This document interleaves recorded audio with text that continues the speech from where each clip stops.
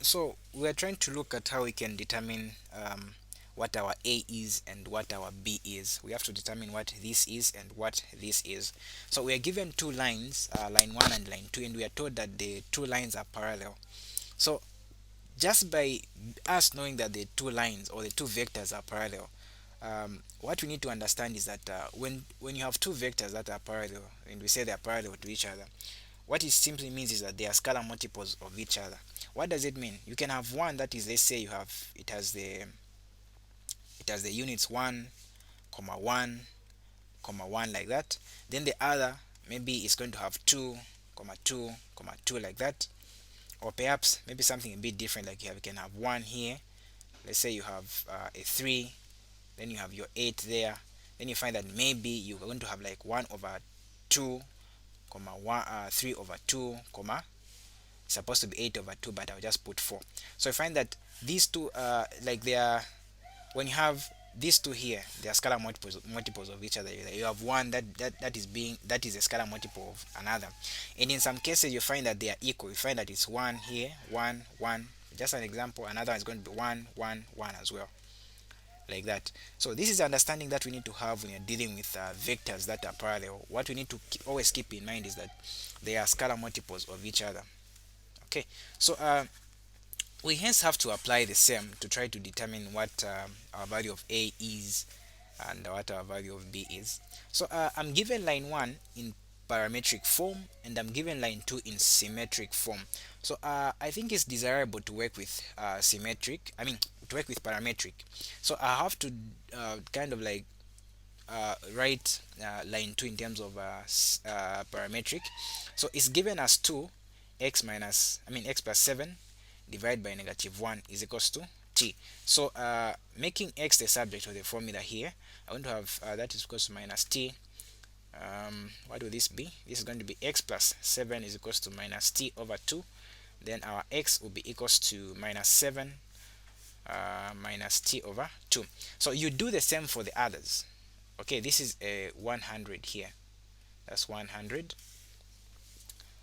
So that's what I get for x. So I can say my x is equals to minus t over 2 minus 7.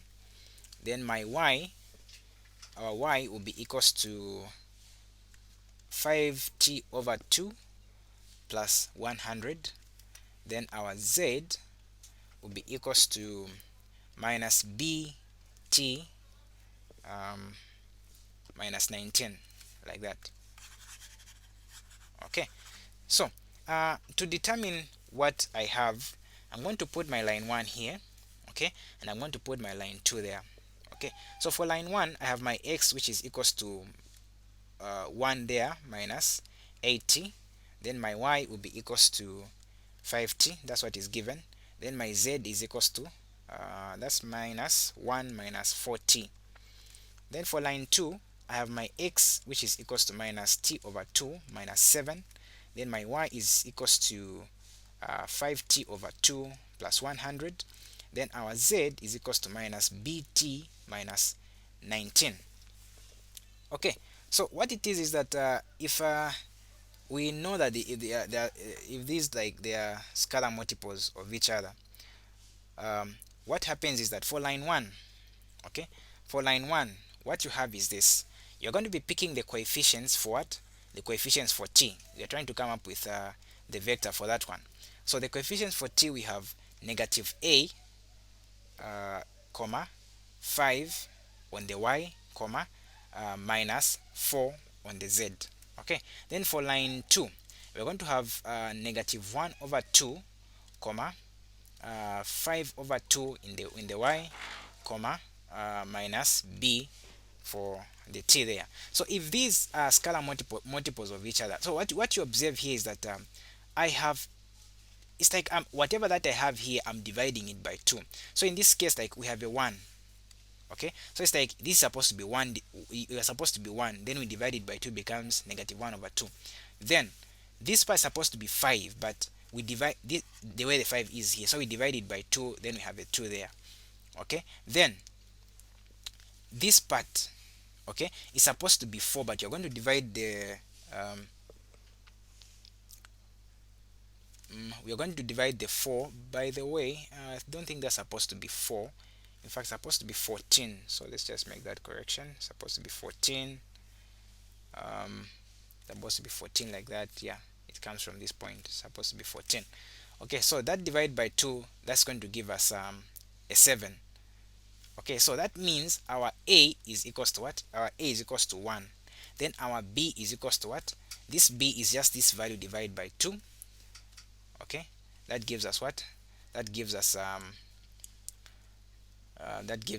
7. So I'll not say negative 7, no, because it's going to change the meaning. If I get this negative and I place there, what will happen is that I'm going to have positive 7, but of which we have negative 14 divided by the 2 that's supposed to be here to get whatever that our b is. You're going to get a negative 7. Okay, so our b in this case is supposed to be positive, not negative. So we can conclude and say, okay, therefore our a is equals to 1, our b is equals to 7, and that's how you come up with the values of the unknown when you have two vectors that are parallel to each other. It's just a matter of understanding that they are scalar multiples of each other.